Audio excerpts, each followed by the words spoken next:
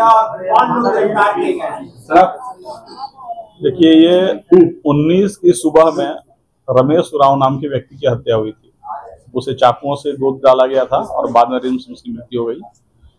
अनुसंधान में यह क्लियर हुआ कि जो मृतक है उसकी पत्नी के साथ अभियुक्त एक शाहिद अंसारी है, उसके साथ गलत संबंध था और शाहिद अंसारी ने मृतक की पत्नी के साथ षड्यंत्र रचा और षड्यंत्र रचने में एक और आदमी ने सहयोग किया, वो सतीश बैठा नाम का आदमी था। और घटना के दिन एक कार्यक्रम में दोनों गए थे पति पत्नी। वहां पर सतीश बैठा वीडियो बनाकर इस शाहिद को भेजता रहा कि हाँ अभी है, कब लौटेगा नहीं लौटेगा। और इन लोग के घर लौटने से पहले ही शाहिद उस घर में घुस चुका था।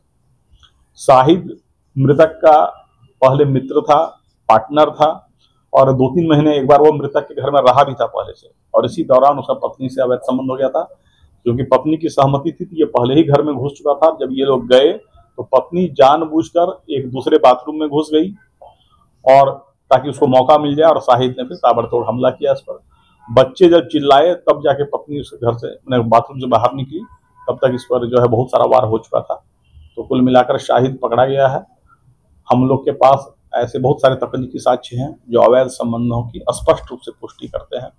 कुछ ऐसे वीडियो हैं जो बहुत ज़्यादा ऑब्जेक्शनेबल हैं, जिसमें दोनों कॉम्प्रोमाइज पोजीशन में दिख रहे हैं, जो मृतक की पत्नी है और ये अभियुक्त है। और इस पूरे घटना में जिस तरह से अंजाम दिया गया उसमें तीनों की संलिप्तता है।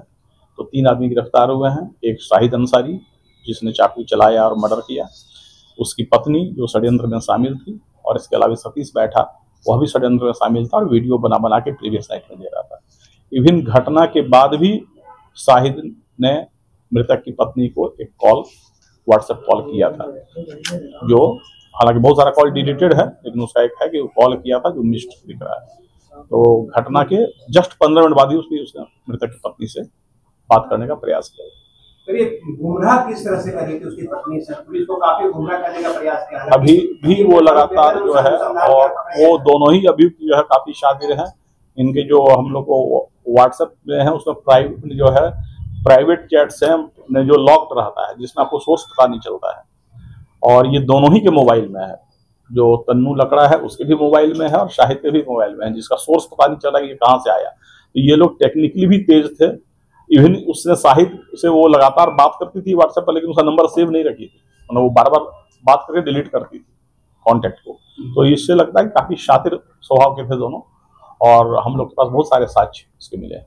तीनों का रोल किस तरह से रहा सर? किसने किस तरह से घटना को पूरा प्लानिंग में अपनी साथ थी, और कब करना है घटना इस बात का प्लानिंग किया गया। और जब वो कार्यक्रम से लौट रहा था, कार्यक्रम के उसके पल पल के आने जाने की जानकारी सतीश बैठा दे रहा था। पूरी घटना के मास्टर हाँ, मेनली तो शाहिद अंसारी ही मेन प्लानर।